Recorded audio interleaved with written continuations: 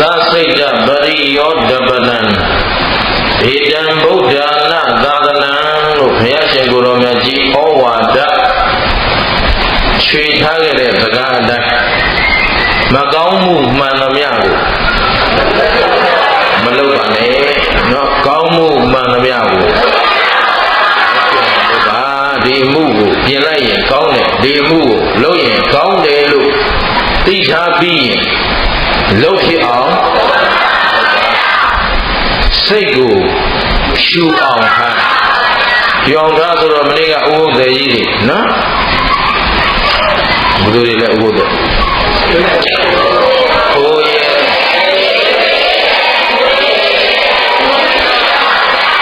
ဒလိษံတွေပြင်းကုန်ပြီနော်အဲ့ဒါလို့သူတို့စိတ်ကလေးတွေထဲမှာသူတို့ဖြစ်နေတဲ့ຢာကဒေါသမောဟမာနတွေကိုသူတို့အပြစ်သိပြီးတော့ဒီလိษံတွေဟာသူတို့စိတ်ကိုဖြူအောင်မလို့ပြင်ညအခုသူတော်ကောင်းတို့ဦးဇင်းတို့ကစိတ်တွေကဖြူလားဖြူသေးဘူးမဖြူသေးမှသိရင်ဘာလို့အဲ့တော့ဘုရားရှင်ကိုယ်တော်မြတ်ကြီးကတော့ဒီမကောင်းမှုလေးကမဖြစ်တော့ပါဘူးအနည်းငယ်ပြတော့ပါပဲဆိုပြီးတော့လဲမလုံလိုက်ပါနဲ့ဟုတ်ကဲ့လားယဟမြတ်မှာဆိုရင်ဒုက္ခအာဘဆိုတာအမှန်သိငယ်တဲ့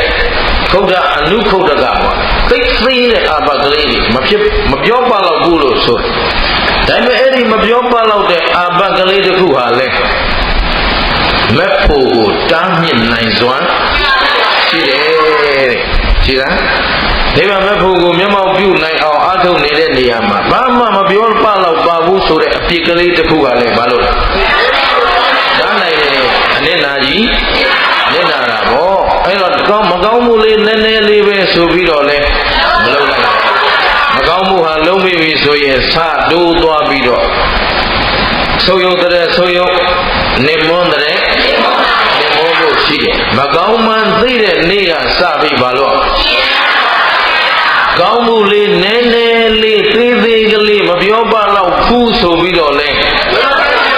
မလုပ်ဖဲမနေနဲ့တဲ့ဟုတ်ကဲ့ကောင်းမှုကလေးနော်အဲ့ဒါကြောင့်ဦးဇင်းတို့လူငယ်တွေရောလူကြီးတွေရောပေါ့လေသူတင်တာမိဘနဲ့ပတ်သက်လာရင်သာသမီတွေအခုခေတ်မှာတော်တော်လေးယူဆလွဲကြတာရှိဒီတော့မိဘကိုပြန်ပြောတယ်မိဘအယူဝါဒနဲ့မတိုက်ဆိုင်ဘူးမိဘကိုကလန်ကဆန်လုပ်တယ်ဆိုတာကောင်းမှုလားမကောင်းဘူးမိဘစကားကိုမြေဝယ်မကြနားထောင်ရကုံပြောမဟေးဒုဆန္ဒအတိုင်းပြောရင်မိဘကမင်းသေတော့လို့ပြောရင်သေပြီလားရှင်းကျန်တာအပူပြောစရာမရှိအဲ့တော့မိဘနဲ့ပတ်သက်လာပြီးကောင်းမှုဖြစ်အောင်ဘာလို့ကြပြင်ရမယ်ကိုယ်ဆန္ဒကို0လုပ်ပလိုက်စမ်းပါမိုင်းနပ်ပြရင်ပြသွားပါစေနော်ဘုသူဆန္ဒကိုဦးစားပေးရမယ်ဒါလေးပြောခြင်းတယ်ဒါမှမဟုတ်သွားကြရလာကြရှိတယ်မိဘကိုပန်ကြားပြီးမှကျွန်တော်ပဲသွားအောင်မယ်ကျမပဲသွားအောင်မယ်သွားခွင့်ပြုပါအမေကမသွားနဲ့ဆိုစိတ်မညှိုးညင်းနဲ့မသွားဘူးမလုံးနဲ့ဆိုမညှိုးညင်းမနဲ့မလုံးပါနဲ့ဒါဘာဖြစ်လဲကုသိုလ်ဖြစ်ပါလေအဲ့ဒီကုသိုလ်လေးတွေတိုးပွားအောင်တို့ကြိုးစားတယ်မကြိုးစားနဲ့ဒီလိုရဝိခကြီးထွက်မယ်ဆိုနေ့လည်လည်းမိခင်ဖခင်ကိုကြော့ပြီးအိပ်ပါရဝိခကြီးသွားမယ်ဆိုလည်းမိဘကိုခြေတော်ဥခိုင်းပြီးတော့မှကျွန်တော်ပဲသွားအောင်မယ်မေးခွင့်ပြုပါနော်ဒါအယောင်းဝယ်လောက်တာကိုယ့်ကိုစီးပွားရှာသွားတာတောင်မှအမေကိုကြော့ပြီးမှသွားတယ်သူမင်္ဂလာအဲ့တော့အလုံးပေါ့တတိထားတဲ့ကုသိုလ်ကလေးနည်းနည်းလေးပဲဆိုပြီးတော့မလုပ်ပဲမနေလိုက်ပါနဲ့အဲ့ဒီအနည်းနည်းလေးကစအကုသိုလ်ဆိုတာလေဘယ်ကစပွားတာအမိုက်ကစရသမီးလောင်ဆိုသလိုအမနာဘိုးထိုက်တန်တာတွေဆုံးရှုံးသွားတာအမိုက်ကလေးမီးလောင်ရာကစတယ်အဲ့တော့တော်ကောင်းတို့အားလုံးပရိထိုင်ရမှာမကောင်းမှုဆိုရင်လုံးဝဒါနဲ့ပဲဆိုပြီးတော့ဘုရားရှင်ကိုယ်တော်မြတ်ကြီးသာဝတိပြည်ဇေတဝန်ကျောင်းတော်မှာဟောတော်မူခဲ့တဲ့ စေတိယဇတ်ကိုဒီနေ့ပြောဘာဇတ်မြတ်စွာဘုရားရှင်ကိုရောမြတ်ကြီးကရဟန်းတော်တွေကိုခြေသားတို့မင်းတို့မကောင်းမှုနဲ့ပတ်သက်ရင်နည်းနည်းကလေးမှမလုပ်ကြနဲ့ကွာသူများသက်သတ်ခြင်းသူစားခိုးခြင်းမရှိဘူးလားသူများသက်သတ်ဖို့ဆိုရင်မဲ့ချင်းရင်ဇဘိုးတန်ဘွတ်စိတ်တောင်မှမသတ်မိပါစေနဲ့အဒိဏသူများပစ္စည်းဆိုရင်စိတ်နဲ့တောင်မပြစ်ပါနဲ့သူများသားမယားလည်းမစော်ကားနဲ့မပြစ်မှားနဲ့ဟုတ်ကလားမှုသားလည်းမပြောပါနဲ့အနေငယ်မြလောက်သောမှုသားလေးကိုမှမပြောပါနဲ့သူရာမေရရလည်းမမီဝဲပါနဲ့မတော့ပါနဲ့ဘုရားရှင်ကိုယ်တော်မြတ်ကြီးက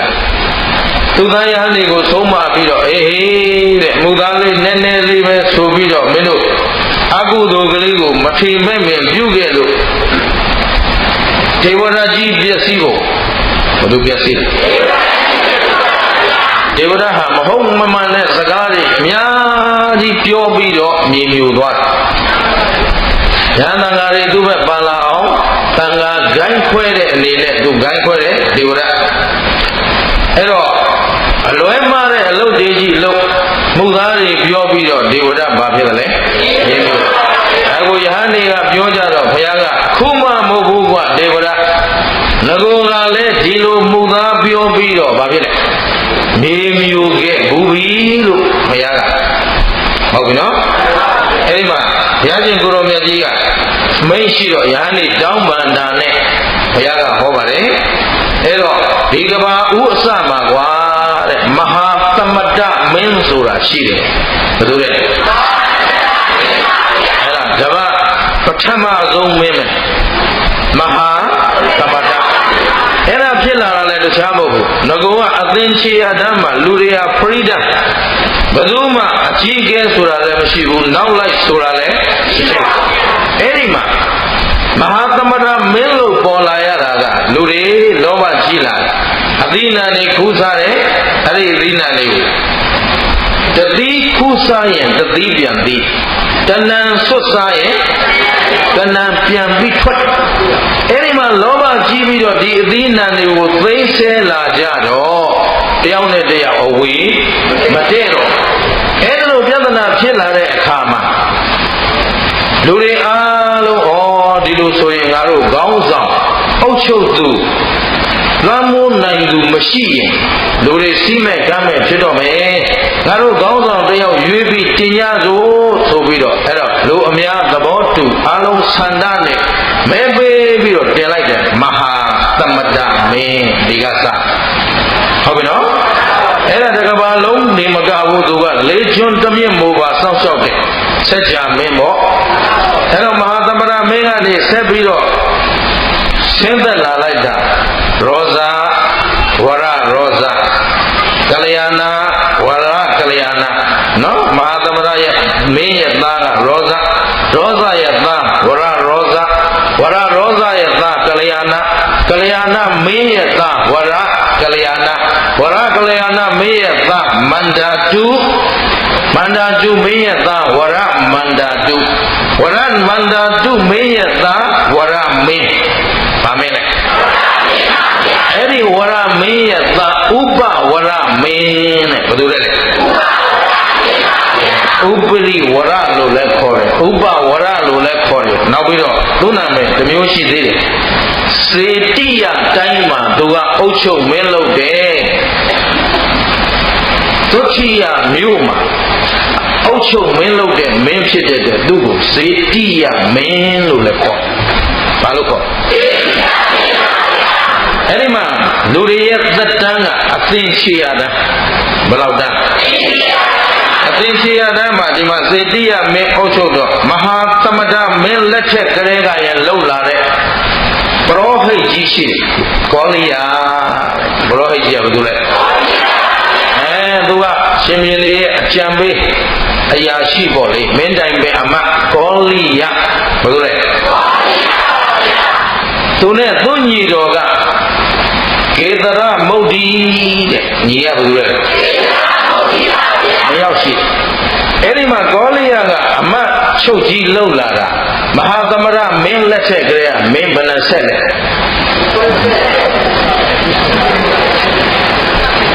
ဘယ်မသိရောမဟာသမရရောဇဝရရောဇကလျာဏဝရကလျာဏမန္တာတုဝရမန္တာတုဝရကိုလို့ပြောတော့ကိုပေါ့လေနော်ဟမ်ခု60မြောက်သွားပြီအဲ့တော့60မြောက်သွားပြီဆိုတော့ဒီမှာဒီမင်းတက်တော့မယ်ဆိုတော့သူကဂတိပေးခဲ့တယ်ကေတရမုဒ္ဒိကိုကောလိယရဲ့ညီကေတရမုဒ္ဒိကိုငါမင်းဖြစ်ရင်မင်းအမတ်ချုပ်ဖြစ်စေရမယ်ဂတိပေးခဲ့ဟုတ်ပြီနော်အဲ့ဒီလိုနဲ့မင်းဖြစ်လာပြီသို့တော့ဟောဒီကောလိယအမတ်ချုပ်ကြီးကလည်းမင်းတွေဘလို့အဆက်ဆက်သားတော်တွေတကယ်ဆိုတာသူ့မြည်မြစ်အရွယ်လောက်မှရှိမြစ်တီတွတ်လောက်ရောက်နေပြီအဲ့ဒါလောက်မင်းလေးကရှင်မင်းရဲ့လို့အုပ်ချုပ်နေတော့သူကမခံလေးစားဘယ်တော့မှမလုပ်မင်းရဲ့လို့အမတန်အယိုသေးပြုတ်ပြီးတော့မှကောင်းစွာဆက်ဆံကောင်းစွာအယိုသေးပြုတ်နေတော့သူအပြစ်မရှိတော့ဖြုတ်လို့မရဒါပေမဲ့ပညာရှိအမတ်ပြီးသူကမင်းရဲ့အရေးကဲကိုသိတော့ဒီဝရဥပဝရမင်းတနည်းအားဖြင့်စေတိယမင်းလွယ်အောင်ဘယ်လိုပြောမလဲစေတိယမင်းဒီမင်းငယ်ငယ်နဲ့ငါအမတ်ကကြီးလာပြီတဲ့အဲ့တော့ငယ်တဲ့အမတ်နဲ့ပဲထိုက်တန်ပါတယ်လေဆိုပြီးတော့သူကတရက်မှာရတိုင်းရယူမယ်လျှောက်လာတင်တယ်နော်အနားယူမယ်ဆိုပြီးတော့သူကအမတ်ချုပ်သူ့နေရာကိုသူ့သားကိုပေးခဲ့နော်အမတ်ချုပ်ကြီးကဘယ်သူပေးသူ့သားကိုအမတ်ချုပ်ရာလူပေးပြီးတော့ရှင်ဘုရင်ကိုခွင့်ပါကျွန်ုပ်ရသေးရဟန်းဝတ်ခွင့်ပြုပါဆိုတော့ရှင်ဘုရင်ကလည်းဝမ်းသာခွင့်ပြုလိုက်ဒါပေမဲ့အမတ်ချုပ်ရာလူကိုအမတ်ချုပ်ကလည်းဒါလျင်လွှဲပြောင်းရမှာဖြစ်တဲ့အတွက်အမတ်ချုပ်ကလွှဲသွားလိုက်တာဘယ်သူလွှဲသူသားလွှဲတော့သူဂတိပေးထားတယ်ညီတော်မအောင်ဟမ်အမတ်ဖြစ်သေးလားဖြစ်တော့အဲ့တော့သူတို့နှစ်ယောက်အတူတူရှိတဲ့အချိန်မှာရှင်ဘုရင်နဲ့နော်အမတ်မဖြစ်တဲ့ပုဂ္ဂိုလ်နဲ့ပေါ့လေအတူရှိနေတဲ့အချိန်မှာဟေးကေတရမုဒ္ဒိမင်းအမတ်ချုပ်မဖြစ်ဘူးလားစေတိယမင်းကမေးတော့မဖြစ်ပါဘူးမင်းကြီးရဲ့ခုအကိုလုံးတဲ့လူကသူ့ညီတော့မပေးပဲနဲ့ဘုသူပေးသွားအားပေးသွားတာတဲ့ကျုပ်အမတ်ကျွန်တော်မျိုးကြီးအမတ်ချုပ်မဖြစ်ပါဘူးဆိုတော့ဒါနဲ့မင်းကအကိုပဲသူ့ဦးလေးပဲဟိတ်ကောင်မင်းမလုံးနဲ့ငါလုံးပဲဆိုယူလိုက်ဟာအဲ့လိုဥပဒေမဲ့လုံးလို့မရဘူးစေတိယမင်းလက်ထက်ကပြောပါတယ်နော်လိုချင်တိုင်းယူလို့မရဘူးနော်ဒါသူစီးမြင်ရှိတယ်အမတ်ချုပ်ကြီးပေးတဲ့လူပဲအမတ်ချုပ်ဖြစ်ကျွန်တော်လူယူလို့မရဘူးဆိုတော့စေတိယမင်းကဒါဆို don't worry be happy မင်းဘာမှမပူနဲ့ပြောနေမင်းကိုအမတ်ချုပ်ရာသူငါပေးဘယ်သူကပေးမလဲဘုရင်ကပေးမှာနော်ဒါပေမဲ့ရှင်ဘုရင်ကဟိုကောင်မချုပ်မလုံးနဲ့ဒီကောင်မချုပ်လုပ်လို့အဲ့ဒီခေတ်ကလုပ်လို့မရအများသဘောတူမှလုပ်လို့ရအဲ့တော့အများအလယ်မှာပဲမင်းကိုဥပဒေနဲ့အညီအမချုပ်ဖြစ်အောင်လုပ်ပေးမယ်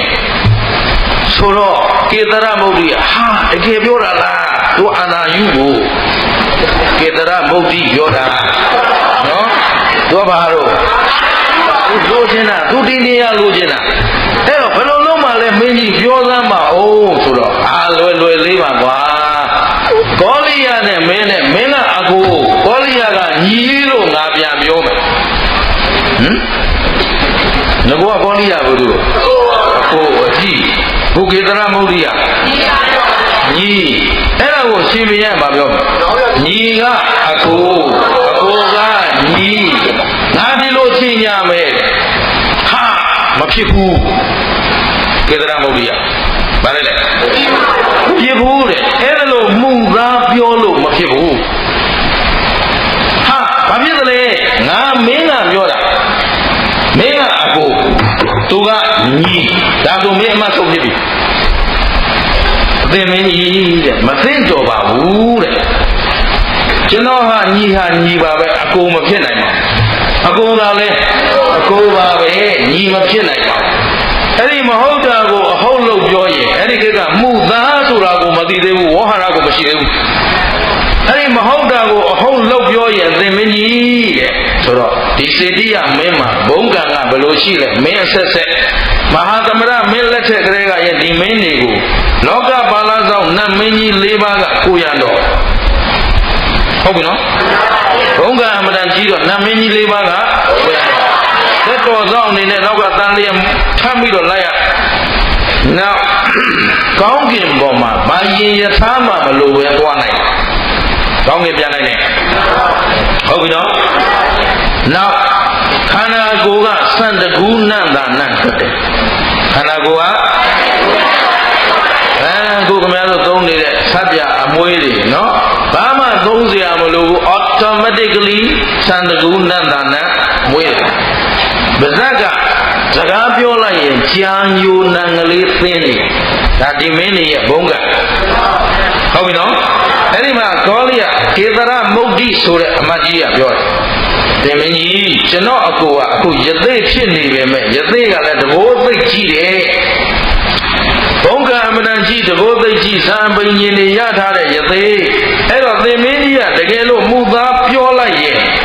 သူကသင်မင်းကြီးရဲ့နောက်ကနတ်မင်းကြီး၄ပါးပျောက်သွားအောင်လုပ်လိုက်မယ်ဟုတ်ပြီနော်ခန္ဓာကိုယ်ကသံတကုဏ္ဏနာနဲ့လည်းပျောက်လိုက်မယ်ခရင်းကလည်းပုတ်စော်နန်းလာမယ်ကောင်းကင်လည်းမပြန်နိုင်ပဲမြေရှိုးသွားအောင်သူလုပ်လိုက်မယ်အသင်မင်းကြီးမကြောက်ဘူးလားဟိုတကယ်တော့တားတာမဟုတ်ဘူးမြောက်ပေးတာမလုံးနဲ့လို့တားတာလားလုပ်ခဲ့ရင်ဒီလူကမင်းကိုဒီလိုလုပ်လိုက်ပဲအမှန်ကကောလိယလုံးလို့ဒီဖြစ်တယ်ဖြစ်မှာမဟုတ်ဘူးမှုသားပြောလိုက်တာနဲ့ကိုသောနတ်ကအရင်ဆုံးပြေးမယ်ဘယ်လိုရင်ပြေးမယ်ဒီလူတရားမဆောင်ဘူးဆိုရင်တရားဆောင်တဲ့နတ်ပြေးမယ်တရားမဆောင်တဲ့နတ်ကတ်လာမယ်ရှင်းလားသဘောပေါက်သလားအဲ့တော့တရားမဆောင်ဘူးဆိုကိုသောနတ်ပြေးမယ်ကိုကောင်းငင်မပြန်နိုင်တော့ဘူးမြေပေါ်ပြုတ်ကြခန္ဓာကိုယ်ကအနတ်နေ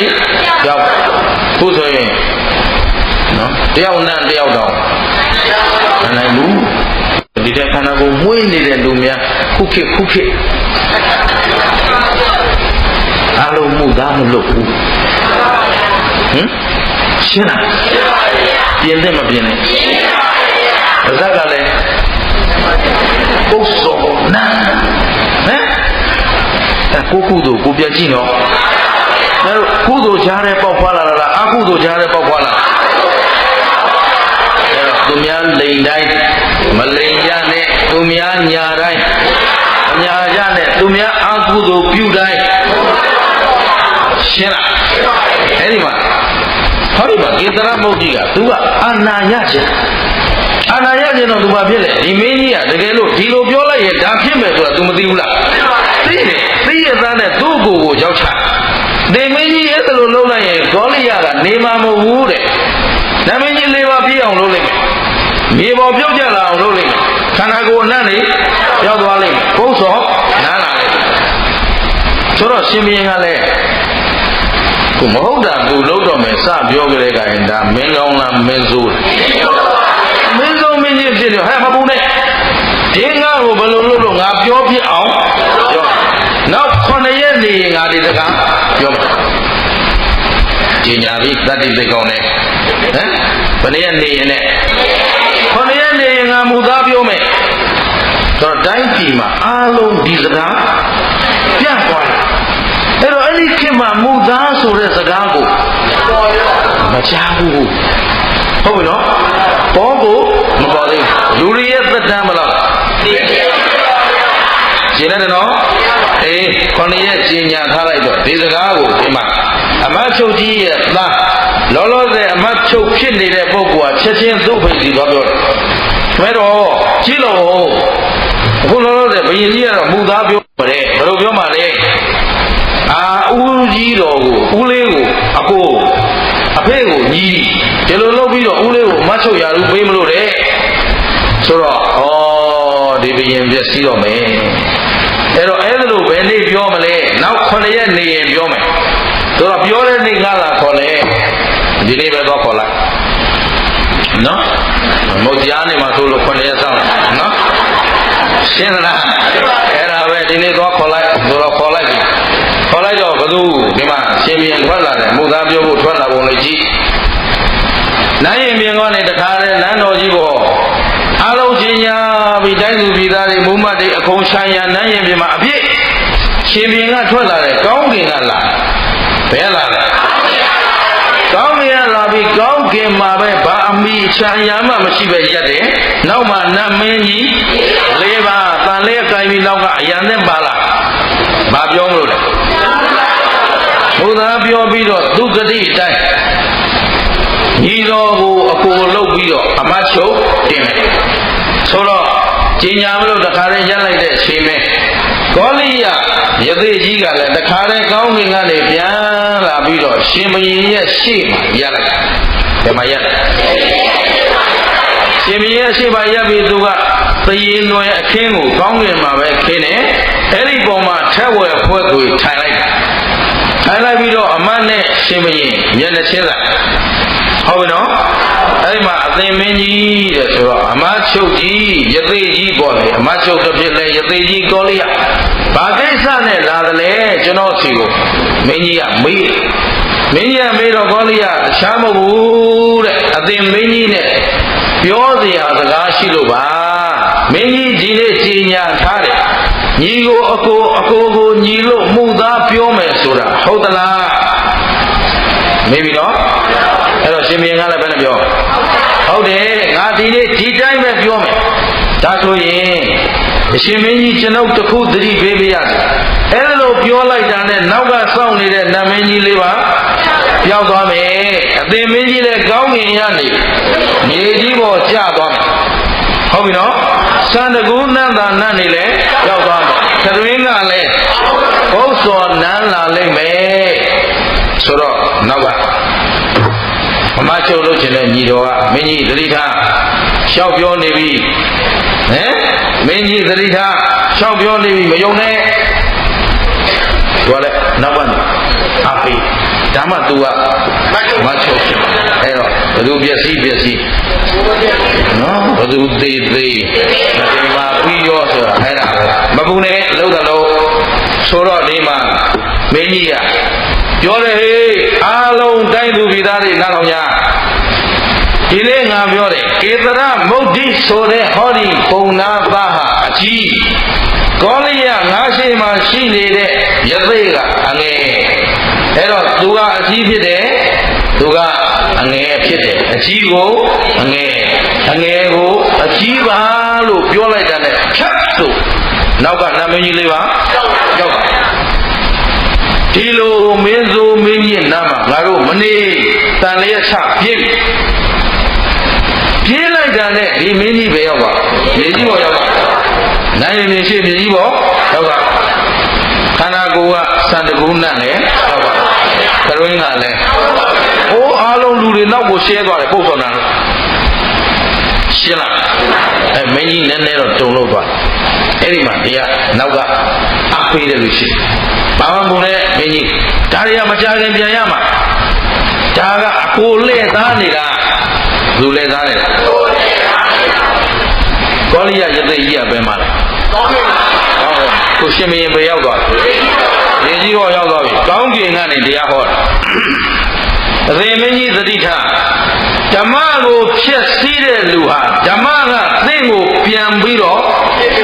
ဖြစ်ပေးလိုက်မယ်ဖျက်ဆီးလိုက်မယ်တူသောအကျိုးဓမ္မောဟဝေရခတိဓမ္မစာရိတရားဆောင်သူကိုတရားကပြန်ဆောင်သလိုတရားကိုဖျက်ဆီးသူကိုလည်းတရားကပြန်ဖျက်ဆီးလိုက်မယ်မင်းကြီးသတိထားအမတ်ချုပ်ကြီးသည်ကောလိယသည်မင်းကြီးကိုပျက်စီးစေလို့ပြောနေတာလားကောင်းစေခြင်းလို့ပြောနေတာအခုသင်မင်းကြီးအချိန်မီပါသေးတယ်တဲ့အကိုညီလို့ပြန်ပြောပါငကိုကအဆောင်ရောက်အားလုံးပြန်ရရှင်းလား ပြင်လိုက်ရင်မိသေးတယ်နော်ဒါပေမဲ့ဒီမင်းကြီးမပြင်ဘူးပြင်လိုက်ပါတဲ့သင်ပြင်ရင်မိသေးတယ်ငကိုဆောင်းရောက်အကုန်ရရဆိုတော့မရှိတယ်လေနောက်ကကောင်းမှုအားပေးတယ်လို့လားမကောင်းမှုအားပေးတယ်မဟာရဇဒုံဝရီမပူနဲ့ဆက်ပြောဟုတ်ပြီနော်အဲ့တော့ရှေ့ရတရားဟောတယ်နောက်ကမတရားဟောတဲ့စကားနားထောင်မင်းကြီးကဆက်ပြောတယ်ဒုတိယကြိမ်ဟေးဘာပဲဖြစ်ဖြစ်ကောလိယကညီကေသရမုဒ္ဒိကအကိုသာဖြစ်တယ်အမချုပ်ရာသူကိုကေသရမုဒ္ဒိကရတယ်လေလို့ပြောလိုက်တာနဲ့ရှင်မြတ်သိမြုပ်သွားတယ်မြေကြီးကဘယ်လောက်ရှင်မြတ်သိမြုပ်သွားတယ်အဲ့တော့မင်းကြီးသင်္ချောက်သင်ပြန်ကြည့်အောင်မြေကြီးရဲ့စဝင်းနေပြီအခုပြန်ပြင်ပြောလိုက်ပါအချိန်မီသေးတယ်မူသားပြောတဲ့ပုဂ္ဂိုလ်အုပ်ချုပ်တဲ့တိုင်းပြည်မှာမိုးလေဝသမမှန်ဖြစ်တတ်ဗါလေဘိုးဟာရွာရမယ့်အချိန်မှာမရွာရမယ့်အချိန်မှာရွာအပ်တဲ့နေရာမှာမရွာအပ်တဲ့နေရာမှာ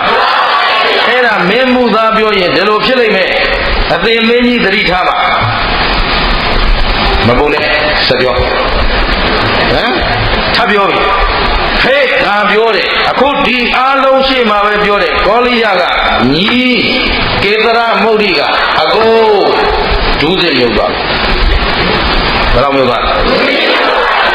မြေကြီးနဲ့ဝဲနေပြီနော်ဒါပေမဲ့ဒီပုဂ္ဂိုလ်လျှော့သလား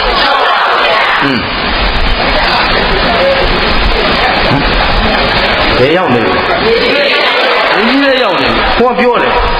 သင်မင်းကြီးဒီမှာကောင်းငင်ကနေကောလိယတရားဟောနေတာ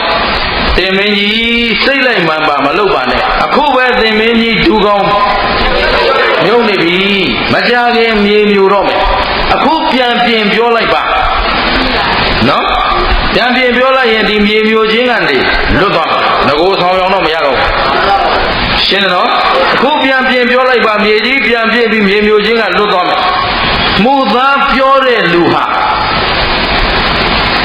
သာကောင်းယရနာမရနိုင်ဘူးသမီးတွေကြီးမွေးလိုက်မယ်ရှင်းလားသမီးမရတဲ့လူသတိထားပါရှင်းသလားအဲ့ဒါပဲမူသားဝါဒအပြစ်ရှိတဲ့လူဟာဒါမှမဟုတ်သမီးမိန်းကလေးပဲမွေးတယ်သားမမွေးဘူးရှင်းသလားအဲ့ဒါသတိထားပါသင်မင်းကြီးတဲ့ဆိုတော့ဟုတ်ပြောတယ်ကောလိယကညီကေသရမုဒ္ဒိကအကိုအမချုပ်ကိုကေသရမုဒ္ဒိကရသည်နဲ့ခါရောက်သွားဘယ်ရောက်သွားဘယ်နှခါပြောရလို့မူက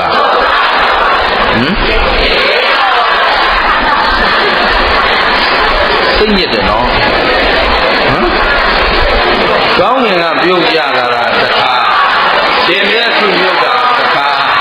ဒုတိယမြုပ်တာတခါတော်သေးတာဗောသိတယ်နော်ဆက်ပြောသွားရင်တို့ဒါတွေကုန်မေ့ကုန်မှာနော်မျက်လုံးလေးတွေဖြူပြီးနားသာထောင်းနေတာဟုတ်လား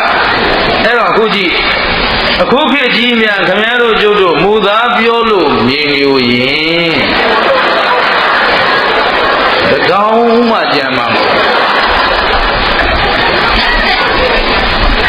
အဲ့တော့လောကဓာတ်ကြီးပေါ့တိရစ္ဆာန်တွေကြီးကြံတော့ဘာဖြစ်လို့တိရစ္ဆာန်ကမူသားမပြောဘူးရှင်းမလားအားလုံးရှင်းသလားအဲ့တော့အားလုံးသတိထားတယ်မထားတယ်ဟိုမင်းကြီးဘယ်ရောက်သွားပြီလို့ခါရောက်သွားပြီလေးချိန်ပြောလိုက်သင်မင်းကြီးသတိထားပါပြင်လိုက်ပါအခုပြောရင်လွတ်နိုင်ပါသေးတယ်ဟုတ်ပြီနော်အပေရောက်မဲ့ဘေးကလွတ်နိုင်ပါသေးတယ်တဲ့မူသားပြောတဲ့လူဟာနောက်ဘဝမှာရှာနှစ်ခွငွေလိုရွှာရှာနှစ်ခွဖြစ်လိမ့်မယ်မဖြစ်မယ်ရှာနှစ်ခွဖြစ်လိမ့်မယ်တဲ့သင်မင်းကြီးမပြောပါနဲ့ပြောတယ်ဘောလိယက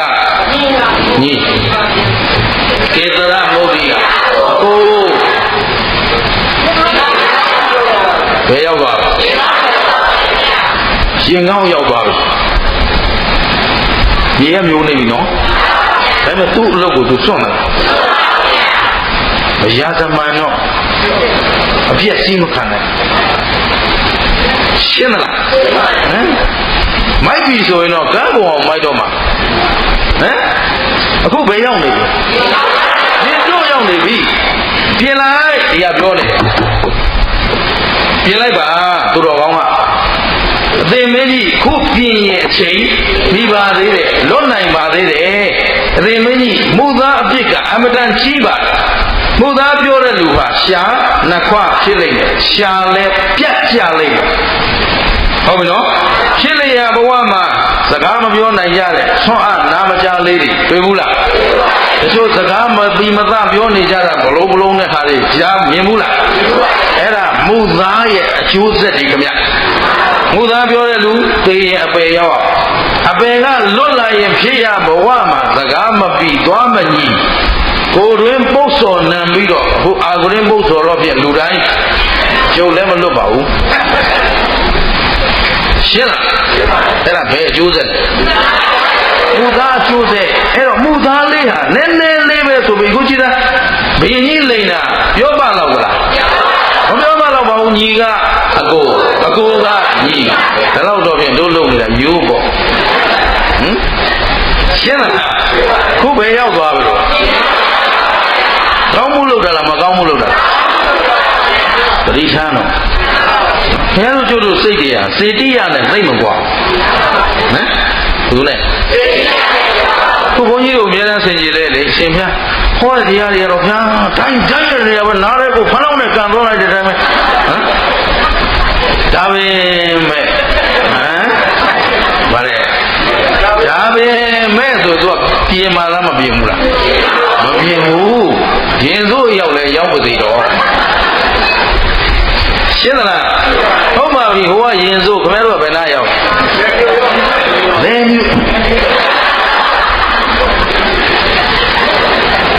ရှင်းသလားဘယ်နှခါပြောပြီးသွားလားငါးကပြောပြီးသွားလားအဲ့တော့ရှားပြတ်ကြလိမ့်မယ်ပြောတယ်မရဘူးဟေးဘာပဲပြောငါဟာမင်းစကားအတိပဲဖြစ်ရမယ်ပြောတယ်အကိုကညီกว่าညီကအကိုလဲမျိုးရောက်ပြီစောင့်နေနော်မြေကြီးကလည်းစိတ်ရှည်လက်ရှည်သဘောပါလား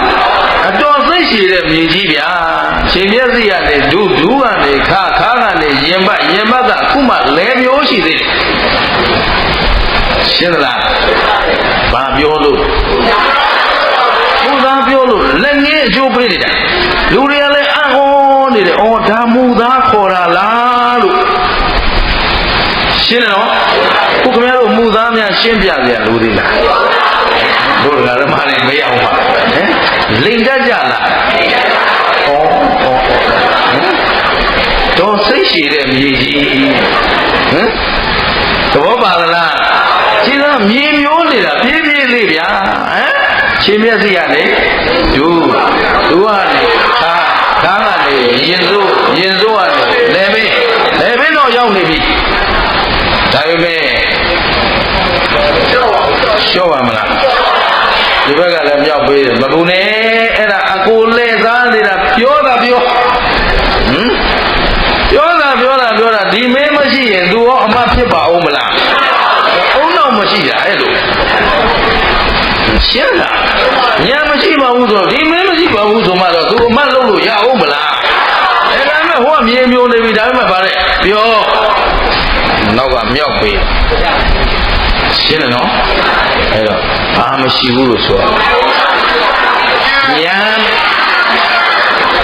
သိညစ်ပါလေ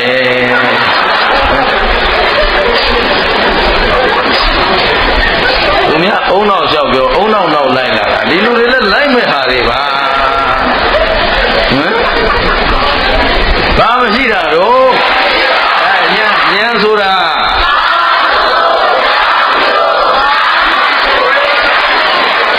ကိုယ်ပိုင်ညံနဲ့ကိုယ်တိုင်သိရကြည့်ဒီမှာညံမ ရှိတဲ့ပုဂ္ဂိုလ်ဆိုအကောင်းအဆိုးအမှားမှန်လဲကြောင်းကျိုးလဲခုကကောလိယလုံလို့မြေမြူသွားတာလားမှုသားပြောလို့မြေမြူတာလားသူတော်ကောင်းကတော့ဘာမလုပ်ဘူးနော်မတရားဆောင်တဲ့အတွက်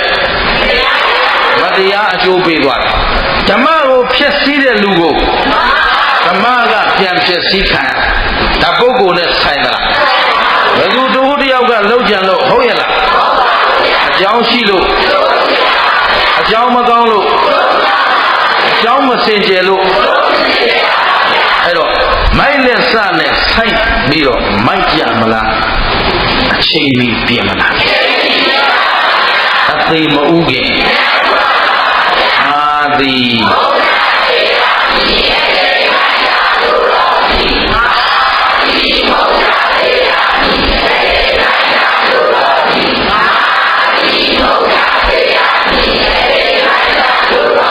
အသေးမဥခင်အညာဥဖို့လိုတယ်နော်ကိုဦးဇင်းတို့တော်ကောင်းတို့လှုပ်လက်စအလုတ်မားတယ်ရှိဘူးလားအခုလိုဘုရားရှင်ရဲ့အဆုံးအမနဲ့နာယူရတဲ့အခါမှာဒီမှုဟာကောင်းတဲ့မှုဒီမှုဟာမကောင်းတဲ့မှုဒီကာယကံဟာကောင်းတဲ့ကံဒီကာယကံဟာမကောင်းတဲ့ကာယကံဆိုတာဝေဖန်လို့မရဘူးလားကာယကံဝစီကံမနောဒီကံ၃ပါးကိုသူတော်ကောင်းတို့စစ်စစ်ပြီးတော့ဆင်ခြင်ပြီးတော့ပြင်ဆင်ကြမယ်ဆိုရင်အခြေဒီပါသေးတယ်ဒီမှာကောလိယပြောနေတယ်သင်မင်းကြီးမိသေးတယ်နော်ဟမ်မုသာပြောသူဟာအဝီစီငရဲမှာမိဟုတ်ဟုတ်အလောင်းခံရလိမ့်မယ်ခုရောက်တော့မယ်ဘယ်ရောက်နေပြီလဲ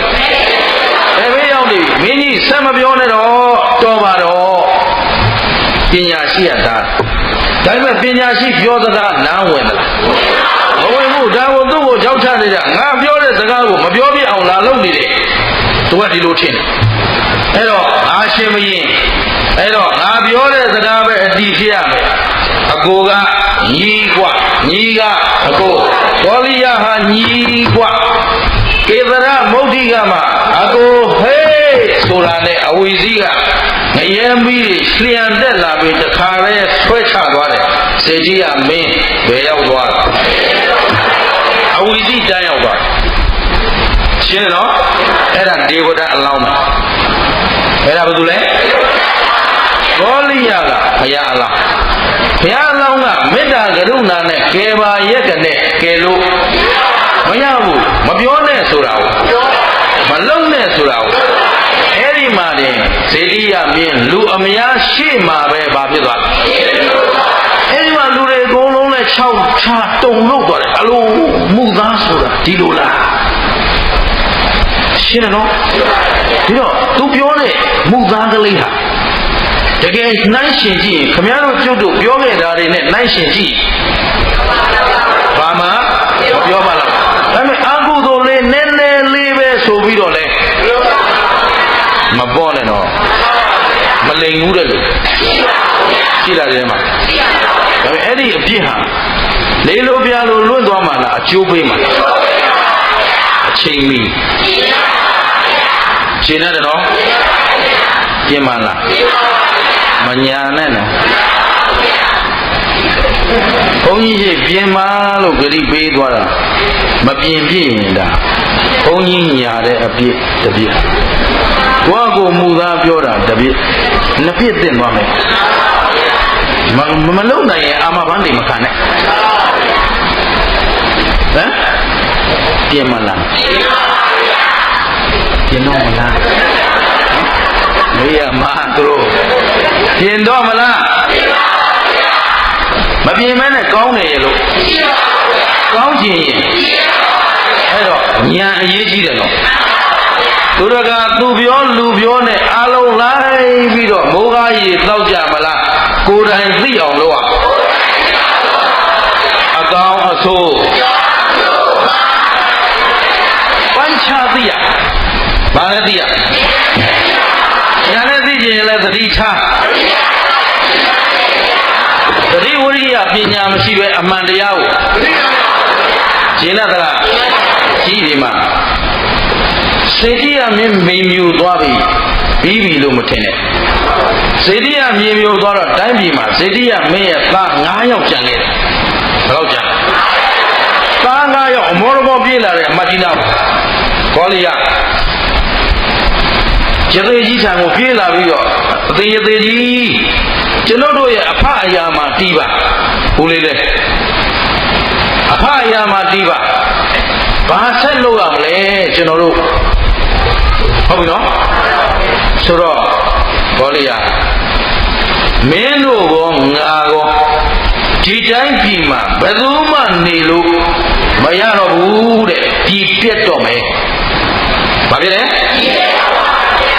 ဘာပြောလို့ဘောမမတ်ပါနဲ့ဦးဇင်းတို့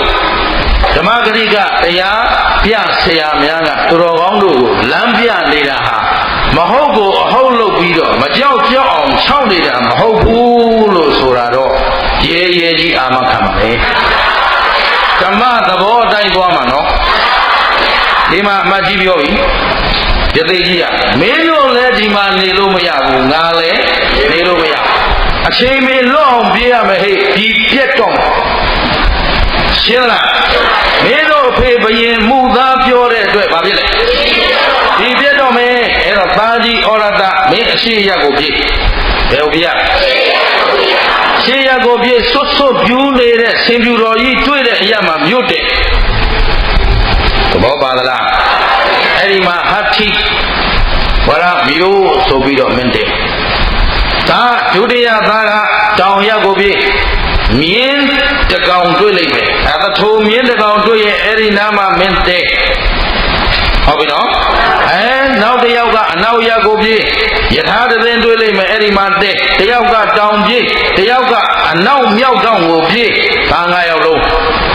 ဟုတ်ပြီနော်အသီးသီးထီရက်ကဖဲခွာကြတိုင်းသူပြည်သားကြီးနေသူအားလုံးနဲ့အမြန်ဒီကဟုတ်ကြရှင်းသလားအဲ့ဒီမြို့ကြီးပါလို့တော့မျက်စိတော့ဘာဖြစ်လို့ဘယင်မှုသားပြောလိုက်တဲ့အတွက်ဒီတိုင်းကြီးပြတ်တော့မယ်မင်းတို့လွတ်ရဟောကြတော့ရှင်းလားဒါဖြင့်မူသားလေးတမျိုးတယ်တခွန်းတယ်အများကြီးပြောတာလားတမျိုးတယ်တမျိုးတယ်ပြောလိုက်တာနဲ့များစွာသောပျက်စီးဆုံးရှုံးမှုတွေနဲ့မကြုံရဘူးလားဒါဖြင့်ဦးဇင်းတို့တွေဟာမကောင်းမှုကလေးနည်းနည်းလေးပဲဆိုပြီးတော့ပေါ့နေလို့တော့အပမဒေနဘိက္ခဝေသံပါဒိဋ္ဌာအပမဒေနမမေ့မလျော့မပေါ့စားပဲဘိက္ခဝေငါဤစိတ္တတတိများတို့သံပါဒိဋ္ဌကောင်းစွာစောင့်ရှောက်ပြီးတော့နေကြရှင်းသလားမြို့ရဲတရားဝဲတော့ဒီနေ့ပြီးရင်ဒီဝါတွဲမှာလိခိတံပါပြီနော်လာပြီးကျော်3ရက်နဲ့5ရက်ကနေဒီနေ့ကနေစပြီးတော့ကျောင်းမှာ24ပစ္စည်းကို24ရက်အလုံးဏိဒန်းနဲ့25ရက်ဟောဖို့အစီအစဉ်ရှိပါတယ်မြို့ရဲကိုဒီနေရာမှာနှုတ်ခွန်းဆက်မှာဖြစ်တဲ့အတွက်ဒီစေတိယစက်နဲ့ပဲအလုံးမလိမ်ရနဲ့နော်လို့ရှင်းသလားဒါလေးနှုတ်ခွန်းဆက်ပြီးအလုံးရှင်းသလားဘောပေါ့ရလားအပမဒေနဘိက္ခဝေသမ္မာဒိဋ္ဌဘိက္ခဝေငါဤစိတ္တတတိများလို့အပမဒေနမမေ့မလျော့မပေါ့ဆပဲကောင်းမှုကိုအစဉ်ပြုပြီးတော့နေကြရှင်းသလားမကောင်းမှုလေးနည်းနည်းလေးပဲဆိုပြီးတော့လေအလောက်လိုက်ကြပါနဲ့အခုမူသားလေးတခွန်းနဲ့စေတိယဘယ်ရောက်သွား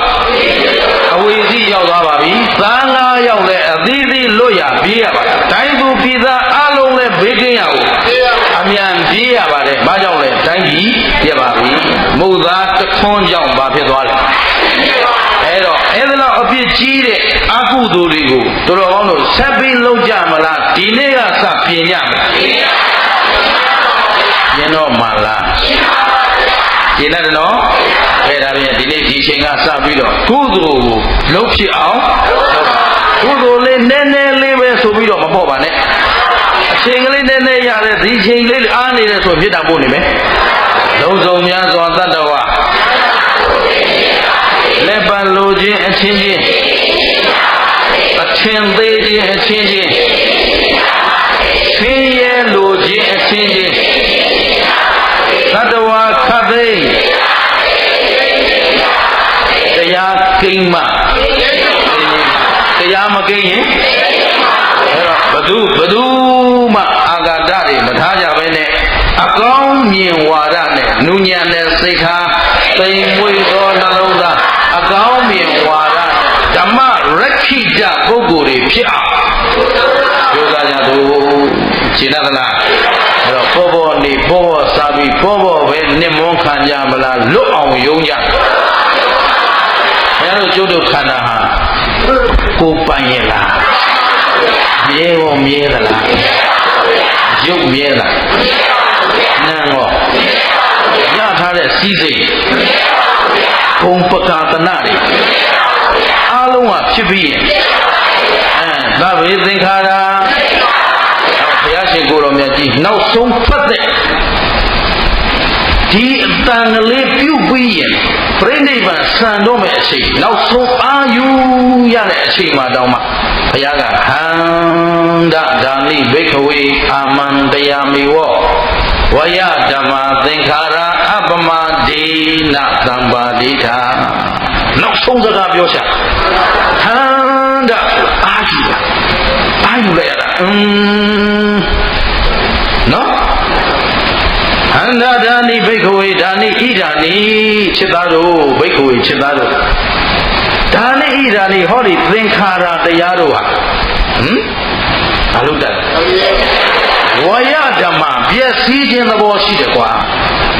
သင်္ခါရတရားတွေဘာဖြစ်လဲအပမဒေနသံပါဒိဋ္ဌမမိတ်ကြနဲ့ဘယ်ဟာမြဲလဲဘယ်ဟာပိုင်လဲမမြဲမခိုင်မပိုင်တာတွေနဲ့အတူတူနေရမှာတော့အကုသို့လုံးမနေပါနဲ့တော့မပိုင်တာတွေအတွက်အကုသို့မဖြစ်ပါစေနဲ့မဆိုင်တာတွေအတွက်လည်းအကုသို့မဖြစ်ကြပါစေနဲ့ဒီနေ့ကစပြီးမိမိစိတ်ကလေးကိုမိမိရှုစင်အောင်ထားကြရှင်းသလားပြင်းမလားမလိမ်နဲ့နော်